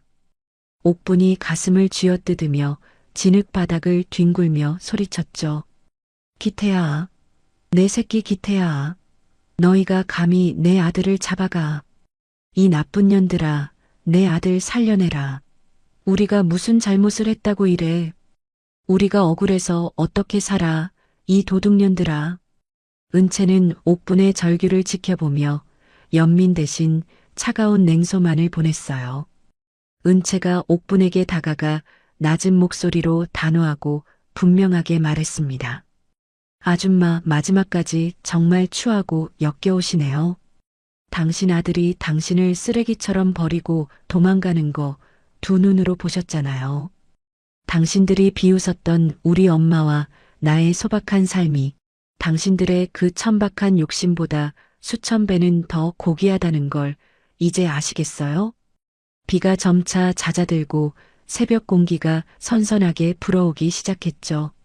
설아와 은채는 경찰서 앞 마당에서 드디어 서로의 얼굴을 마주보게 되었어요. 설아가 은채를 품에 꼭 안으며 흐느끼는 목소리로 간절하게 말했습니다. 은채야, 정말 미안하다. 이 못난 엄마를 용서해다오. 나 때문에 네가 이런 끔찍한 일을 겪게 해서 정말 가슴이 찢어지는 줄 알았어. 이제 다 끝났다. 우리 딸, 이제 다시는 무서운 일 없게 엄마가 꼭 지켜줄게. 은채는 엄마의 따뜻한 품 안에서 안도의 숨을 내쉬며 고개를 저었죠. 은채가 엄마의 젖은 얼굴을 손으로 닦아주며 밝게 웃으며 대답했어요. 아니에요. 엄마, 저는 정말 괜찮아요. 울지 마세요. 저 이번에 정말 많이 배웠어요. 우리가 얼마나 소중한지도요. 이제 그 나쁜 사람들 다 벌 받게 됐으니까 우리 이제 진짜 행복하게 살아요. 엄마랑 나랑 맛있는 거 먹으러 가요. 삼촌이랑 제이랑 다 같이요. 한도준은 조카와 누나의 재회를 흐뭇하게 바라보며 보안 요원들에게 철수 명령을 내렸습니다. 제이 역시 노트북을 가방에 넣으며 은채에게 다가와 쑥스럽게 말을 건넸죠. 은채야, 정말 다행이야. 너 얼굴 보니까 이제 살 것 같다. 너 잘못됐으면 나 정말 이 세상 전부 다 해킹해서 망가뜨렸을 거야. 이제 마음 편히 쉬어. 내가 내 주변 경호는 예전보다 100배는 더 신경 쓸게. 모든 위험 요소가 사라진 뒤 현장에는 정의로운 승리의 기운이 가득 감돌았어요. 납치와 폭력으로 모든 것을 되찾으려 했던 악인들은 결국 자신들이 판 함정에 빠져 스스로를 파멸의 구렁텅이로 몰아넣었습니다. 설아는 딸의 손을 꼭 잡고 경찰서를 나오며 저 멀리 떠오르는 새벽녘의 희미한 빛을 고요하게 응시했죠. 그 빛은 길었던 어둠의 터널을 지나온 모녀에게 보내는 세상의 따뜻한 축복이자 새로운 시작을 알리는 희망의 신호탄이었어요. 두 사람은 서로를 향해 미소 지으며 더 이상 누군가의 비웃음에 상처받지 않는 단단한 마음으로 발걸음을 옮겼습니다. 가장 낮은 곳에서 겪은 수모가 가장 높은 곳에서의 정의로운 결말로 완성되는 순간이었죠. 모든 악연의 고리는 끊어졌고 오직 진실한 사랑과 신뢰만이 남았어요. 모든 폭풍우가 지나가고 세상이 다시 평온한 빛을 되찾은 지도 어느덧 1년이라는 시간이 훌쩍 흘러갔어요. 1년 전 모녀가 무시당하며 걸어 들어왔던 라온 호텔의 대연회장은 오늘 그 어느 때보다 화려하고 웅장한 꽃장식으로 가득 채워져 있습니다. 설원그룹의 새로운 회장으로 취임하는 은채를 축하하기 위해 정계와 재계의 거물들이 앞다투어 연회장 안으로 모여들고 있죠. 은채는 아빠가 남겨주신 은색 시계를 손목에 정성스럽게 차고 우아하면서도 단호한 눈빛으로 거울 속의 자신을 조심스럽게 응시했어요. 그때 정장을 말끔하게 차려입은 제이가 대기실 문을 두드리며 들어왔습니다. 제이가 은채에게 다가와 눈부신 미소를 지으며 다정하게 말을 건넸죠. 은채야, 아니 이제 강은채 회장님이라고 불러야 하나? 오늘 정말 눈부시게 아름답다, 은채야. 네가 이 자리에 서기까지 얼마나 많은 눈물을 흘렸는지 내가 다 아니까 오늘 이 취임식이 나한테도 정말 가슴 벅차게 느껴져. 은채는 제이의 손을 살며시 잡으며 고마운 마음을 눈빛으로 전했어요. 은채가 제이의 넥타이를 반듯하게 고쳐주며 부드럽게 대답했습니다. 제이 네가 없었다면 나는 아마 여기까지 오지도 못했을 거야. 앞으로 설원그룹의 기술 책임자로서 나를 더 많이 도와줘야 해, 제이야. 그리고 우리 아빠의 이름을 딴 장학재단 사업도 네가 말했던 대로 투명하고 정직하게 운영할 수 있게 곁에서 지켜봐줘. 제이는 은채의 손등에 가벼운 입맞춤을 남기며 든든한 목소리로 말을 이었죠. 걱정 마, 내 실력 알잖아. 세상에 그 어떤 나쁜 해커도 우리 재단의 돈을 건드리지 못하게 내가 다 막아줄게. 자, 이제 시간 다 됐다, 은채야. 세상에서 가장 멋진 회장님의 모습을 사람들에게 보여주러 가자. 내가 내 뒤를 든든하게 지키고 있을게. 은채는 제이와 함께 연회장 문을 열고 당당하게 걸어 나갔어요. 수백 명의 하객이 일제히 일어나 박수를 보냈고 은채는 단상 위에서 낮은 곳을 살피는 경영을 하겠노라 힘차게 선언했습니다. 단상 아래에서 이를 지켜보던 설아는 손수건으로 눈가를 훔치며 미소 지었죠. 취임식이 끝난 후 호텔 근처의 한적한 골목 안쪽에는 향긋한 꽃냄새가 가득한 작은 꽃집 하나가 자리를 잡고 있어요. 일선에서 물러난 설아는 앞치마를 두르고 꽃가지들을 정성스럽게 다듬고 있었습니다. 그때 취임식을 마친 은채가 꽃집 문을 열고 밝은 목소리로 들어왔죠. 엄마, 저 왔어요. 취임식 무사히 잘 끝냈어요. 삼촌이랑 제이도 밖에서 기다리고 있는데 엄마가 제일 좋아하시는 프리지어 꽃다발 만들어서 같이 가요. 엄마. 설아는 꽃가위를 내려놓고 딸을 향해 인자한 웃음을 지어 보였어요. 설아가 은채의 분홍빛 뺨을 부드럽게 어루만지며 대견하다는 듯이 말했습니다. 그래, 우리 딸 정말 고생 많았다. 장하다 은채야. 이제 네가 이끄는 설원그룹은 1년 전에 그 천박한 모습과는 전혀 다를 거야. 은채야, 내가 이 꽃집을 하는 이유를 이제는 조금 알겠니? 아무리 비싼 명품을 걸쳐도 마음속에 향기가 없으면 그건 그냥 시들어버린 조화와 다를 바 없는 거란다. 은채는 엄마의 따뜻한 손을 꼭 잡으며 고개를 깊게 끄덕였죠. 은채가 엄마의 말씀을 가슴 깊이 새기며 진심을 담아 대답했어요. 네, 엄마. 1년 전 그 호텔 방에서 뼈저리게 깨달았어요. 사람을 차 종류나 옷차림으로 비웃던 그들이 얼마나 가여운 사람들인지 말이에요. 저는 엄마처럼 주변을 따뜻한 향기로 채우는 그런 사람이 될게요. 아빠가 하늘에서 보셔도 정말 기뻐하시겠죠, 엄마. 설아는 은채를 품에 꼭 안으며 창밖의 맑은 하늘을 올려다봤습니다. 모녀가 행복한 대화를 나누며 웃음꽃을 피우고 있을 때 꽃집밭길 건너편에는 남루한 차림의 한 여인이 전단지 뭉치를 들고 서 있어요. 1년 전 그토록 화려했던 옥부는 이제 머리가 하얗게 새고 거친 손으로 전단지를 행인들에게 돌리며 하루하루를 비참하게 연명하고 있었죠. 옥부는 찬 바람이 부는 길바닥에서 낡은 목도리를 여미며 옆에 앉은 기태를 나무랐어요. 기태야, 너는 사내 자식이 돼서 그저 멍하니 앉아만 있을 거야? 이 전단지 다 못 돌리면 오늘 저녁에 라면 한 봉지도 못 사 먹어, 기태야. 어쩌다가 우리 집안이 이 지경이 됐는지 정말 꿈만 같구나. 그 독한 모녀만 아니었어도 내가 이런 개고생을 안 했을 텐데 억울해 죽겠다. 다리가 불편해 지팡이를 짚고 앉아있던 기태는 옥분의 구박에 짜증 섞인 목소리로 대꾸하며 일그러진 얼굴을 했습니다. 엄마, 제발 그놈의 소리 좀 그만하세요. 귀에 딱지 않겠어요. 벌써 1년째 똑같은 소리만 하면 뭐가 달라지냐고요? 나도 일하고 싶어도 다리가 이 모양이라 아무 데서도 안 써준단 말이에요. 그때 은채한테 그렇게까지 하지 말았어야 했는데 이제 와서 후회하면 뭐 하냐고요. 엄마 때문이잖아요. 기태의 말에 옥부는 가슴을 쥐어뜯으며 길바닥에 주저앉아 오열하기 시작했죠. 옥분이 전단지를 바닥에 내팽개치며 서러운 목소리로 크게 외쳤어요. 내 팔자야.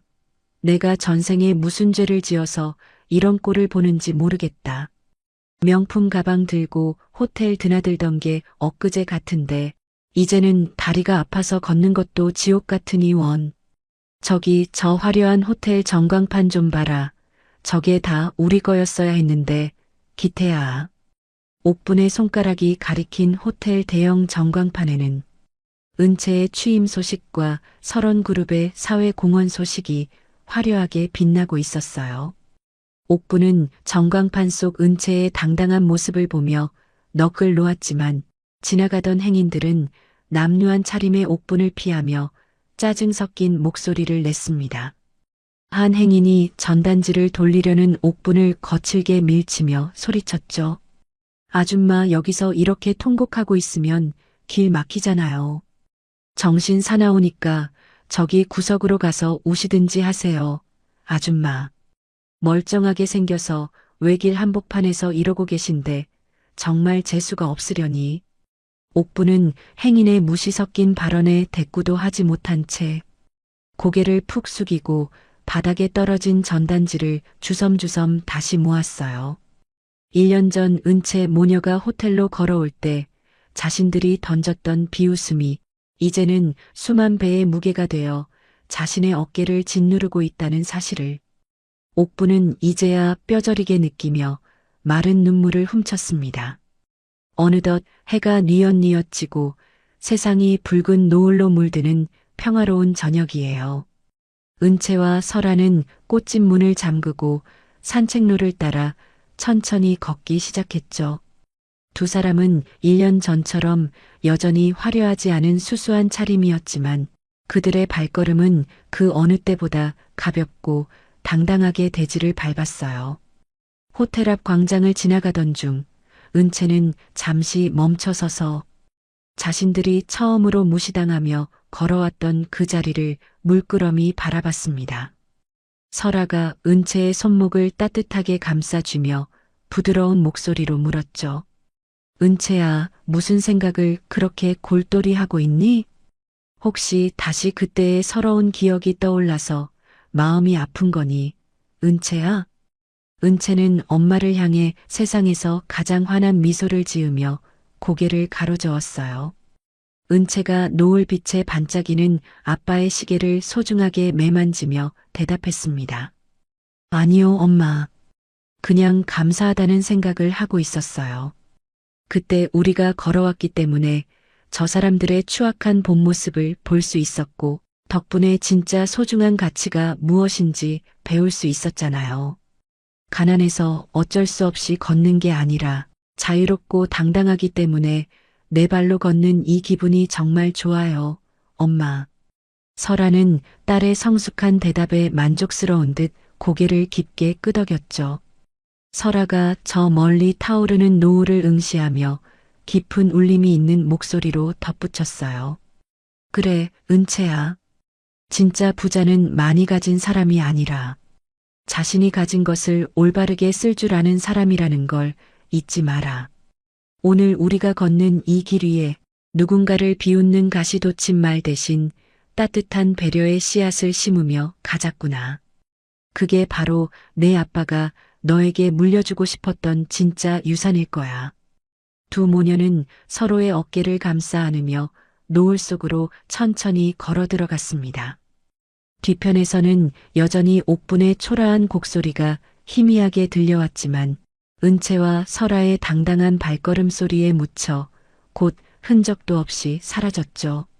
세상은 이제 그들을 서런 그룹의 회장 모녀가 아니라 진정한 품격과 고결한 인격을 갖춘 사람으로 오랫동안 기억할 거예요. 가장 낮은 곳에서 겪었던 수모는 가장 높은 곳에서의 정의로운 승리로 피어났고 그들의 삶은 이제 세상에서 가장 아름다운 향기를 내뿜으며 흐르고 있습니다. 진실한 사랑과 굽히지 않는 신념이 만들어낸 위대한 반전의 서사는 그렇게 시청자들의 가슴 속에 깊은 여운을 남기며 찬란한 마침표를 찍었죠. 두 사람의 그림자가 길게 늘어진 산책로 위로 행복한 웃음소리가 기분 좋은 바람을 타고 멀리 퍼져나갔어요. 품격이란 거칠애가 아니라 가장 낮은 곳에서도 잃지 않는 자존감이라는 사실을 증명하면서 말입니다. 겉으로 보이는 화려함이 전부가 아니라는 것을 오늘 이야기가 참 시원하게 보여준 것 같습니다. 남을 무시하고 욕심만 부리던 그 집안의 비참한 결말을 보니 역시 인과응보라는 말은 틀린 게 하나 없네요. 진짜 명품 같은 사람은 비싼 옷을 입은 사람이 아니라 남의 마음을 헤아릴 줄 아는 따뜻한 향기를 가진 사람입니다. 우리 구독자님들도 은채와 설아처럼 어떤 상황에서도 기죽지 말고 늘 당당하고 기품 있는 삶을 살아가시길 진심으로 응원하겠습니다. 오늘 들려드린 이야기가 여러분의 답답했던 마음을 조금이나마 환하게 밝혀드렸기를 바랍니다. 이야기를 끝까지 들어주신 분이 계시다면 잘 들었다고 댓글 하나만 남겨주세요. 지금까지 똑순이 사랑방이었습니다.